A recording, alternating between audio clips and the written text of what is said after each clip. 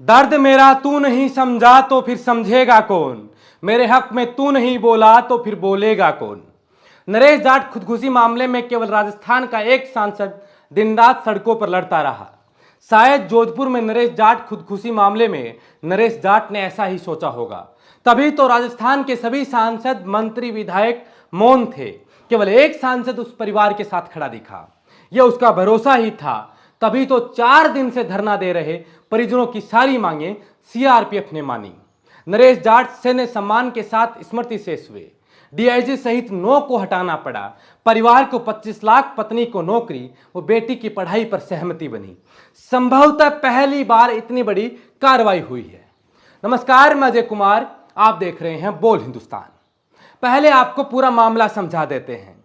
आपने आपके आसपास के जवानों से आपने सुना होगा कि सेना और उनके नियमों के बारे में कभी तो कुछ बताया होगा उन जवानों ने।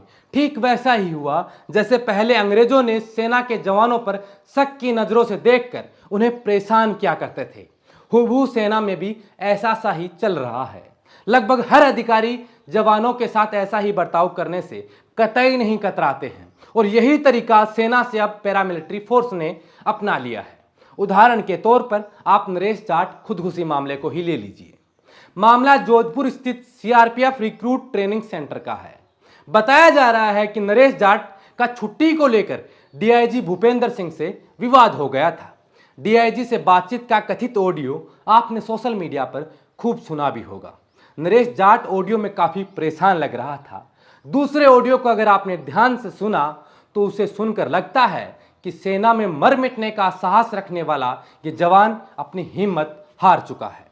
एक बार सोचिए कि उसे अपने बीवी बच्चों के सामने ये दर्दनाक कदम उठाना पड़ा तो उस पर अधिकारियों का किस स्तर तक का दबाव होगा, या फिर यूं कहें कि अधिकारियों ने किस स्तर तक उसे टॉर्चर किया होगा।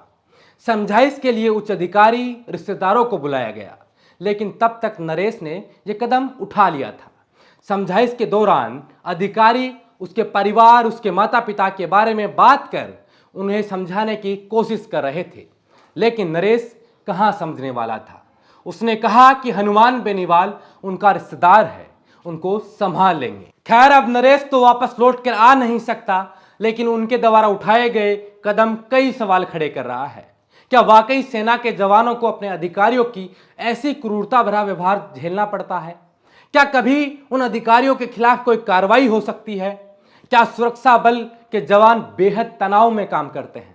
ऐसे अनेकों सवाल नरेश जाट खुदकुशी मामला खड़ा करता है। जैसे ही यह मामला मीडिया और सोशल मीडिया पर आया, इस घटना का ऑडियो सुन सबके होश उड़ गए। लेकिन नरेश जाट को न्याय दिलवाने के लिए ना तो कथित राष्ट्रवाद का दम भरने वाली पार्टी भाजपा के सांसद, विधायक सामने आए, ना ही कांग्रेस के मंत्री, नेता सामने आए। उस परिवार के लिए उम्मीद बनकर एक नेता सामने आया जिसका नाम है हनुमान बेनीवाल। आपको बता दें कि जोधपुर में सोमवार को लगभग 18 घंटे तक चले हाई वोल्टेज घटनाक्रम के बाद जैसे ही जवान ने खुद को गोली मारकर सुसाइड किया, उसके बाद 2 वीडियो सामने आए। वीडियो में जवान कह रहा था कि छोटा कर्मचारी होने के कारण उसकी सुनवाई नहीं हो पा रही है। संतरी की पोस्ट पर हूं, उच्च अधिकारी परेशान कर रहे हैं। आईजी तक उसकी बात अभी तक नहीं पहुंचती है। नरेश का अपने दोस्त से बातचीत का एक ऑडियो भी वायरल हुआ था, जिसमें वह कह रहा था कि उस पर राइफल को कोक करने का आरोप, यानी कि राइफल चलाने का आरोप लगाया जा रहा है, लेकिन उसने ऐसा नहीं किया है। घटना के बाद नरेश के पिता ने बताया कि अधिकारियों ने टॉर्चर किया है, बेटे को परेशान किया जा रहा था, पहले भी शिकायत कर चुका है। मैंने तो बेटे को देश सेवा के लिए भेजा था, सीआरपीएफ जवान बनाया था। बेटा अगर शहीद होकर आता तो पीठ थपथपाते, गर्व करते, लेकिन उसने तो डिपार्टमेंट के टॉर्चर के कारण खुद को गोली मार ली। अब इस बॉडी का, इस मलबे का क्या करें? यह कहते हुए सीआरपीएफ जवान नरेश के पिता लिखमाराम फबक पड़े। उनकी दबदबाई आंखों से मानो दर्द का सैलाब उमड़ रहा हो। नरेश जाट के सुसाइड के 4 दिन तक नरेश के पिता, उनके परिजन और नागौर सांसद हनुमान बेनीवाल धरने पर बैठे। मांगे पूरी न होने तक बॉडी लेने से साफ इनकार कर दिया। आखिरकार चौथे दिन मांगों पर सहमति बनी और नरेश को सह सम्मान तिरंगे में लपेटकर सम्मान के साथ उनके पैतृक गांव पाली के राजोला रवाना किया गया। सांसद हनुमान बेनीवाल के प्रयासों का ही नतीजा है कि संभवतः यह पहली बार इतनी बड़ी कार्रवाई हुई। बेनीवाल ने पहले भी की गई 2 आत्महत्याओं की जांच करवाने की मांग उठाई, जिसका नतीजा यह निकला कि एक में केस दर्ज कर लिया गया है। साथ ही नागौर सांसद व रालोपा सुप्रीमो हनुमान बेनीवाल ने केंद्रीय मंत्री पर तंज कसते हुए कहा कि राष्ट्रपति उम्मीदवार के स्वागत सत्कार को लेकर मालाएं पहन रहे हैं, जबकि 4 दिन से सीआरपीएफ जवान नरेश जाट का शव मोर्चरी में पड़ा रहा। शर्मनाक है कि यह शव किसान के बेटे का है, जिसके वोट लेने के लिए भाजपा नेता जयकारे लगाकर गांव-गांव घूमते थे। इस शर्म की बात है कि जवानों की मौत पर दिल्ली का एक भी मंत्री कुछ नहीं बोला। यूं तो छोटी छोटी बातों पर ट्वीट कर देते हैं।